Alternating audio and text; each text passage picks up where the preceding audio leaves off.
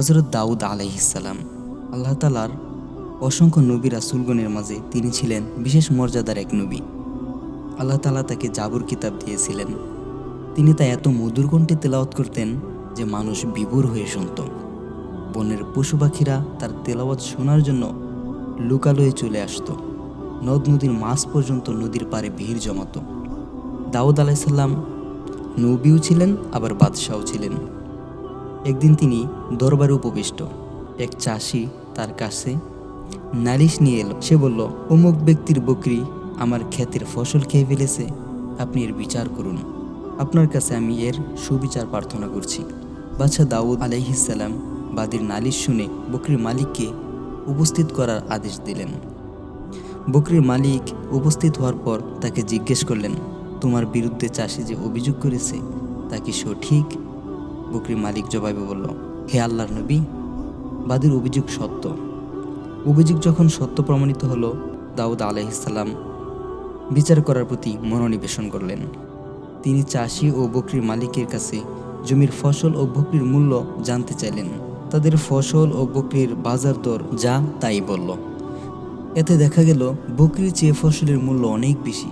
বাদশা দাউদ আলাইহিসসালাম মনে মনে বিচারের বিভিন্ন দিক বিবেচনা করলেন। তারপর বিচারের রায় দিয়ে বকরির মালিককে বললেন, দেখো, ফসলের দামের চেয়ে তোমার বকরির দাম অনেক কম, তাই বাদীর ফসলের ক্ষতিপূরণের জন্য তোমার বকরিটা দিয়ে দেওয়ার আদেশ দেওয়া হলো। বকরির মালিক বিচারকের রায় শুনে কেঁদে ফেলল। ক্ষেতের ফসল বকরি খেয়েছে, এজন্য যে বকরিটাই তার হারাতে হবে এটা তো সে ভাবতে পারেনি। পয়গম্বরের বিচার, সুতরাং প্রতিবাদ করার সাহসও তো তার হবে না। অগত্যা সে চোখের পানি মুছতে মুছতে দরবার থেকে বেরিয়ে এলো। পথে মধ্যে দেখা হয়ে গেল কিশোর হযরত সুলাইমান আলাইহিসসালাম এর সাথে। সুলাইমান আলাইহিসসালাম হলেন দাউদ আলাইহিসসালাম এর ছেলে। সুলাইমান আলাইহিসসালাম তাকে দেখে বললেন, কি ব্যাপার, আপনি কাঁদছেন যে? বকরিওয়ালা বলল, আমার বকরি এক প্রতিবেশীর ক্ষেতের ফসল খেয়ে ফেলেছে। এর অপরাধে মহামান্য বাদশাহ বিচার করে জরিমানা স্বরূপ চাষিকে আমার বকরিটাই দিয়ে দিয়েছেন।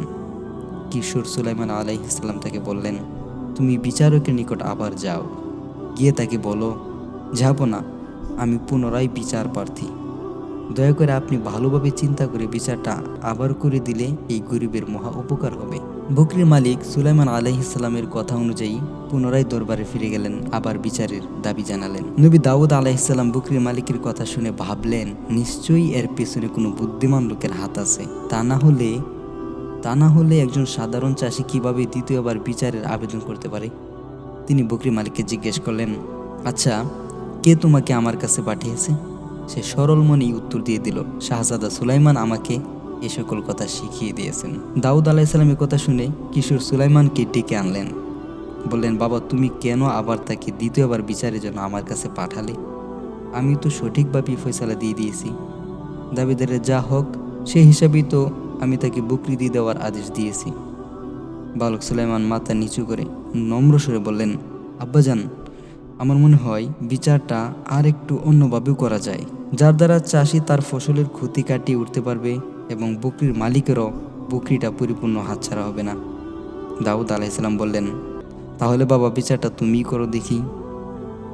শাহজাদা সুলাইমান আলাইহিসসালাম পিতার আদেশ পেয়ে চাষি ও বকরির মালিক উভয়কে ডাকলেন। তারপর ফয়সালা স্বরূপ বললেন, জমির মালিক আপাতত বকরিওয়ালার বকরি নিয়ে তার দুধ পান করবে এবং বকরির মালিক রোজ রোজ চাষির জমিতে পানি দিবে, ফসলের যত্ন নিবে, দেখভাল করবে।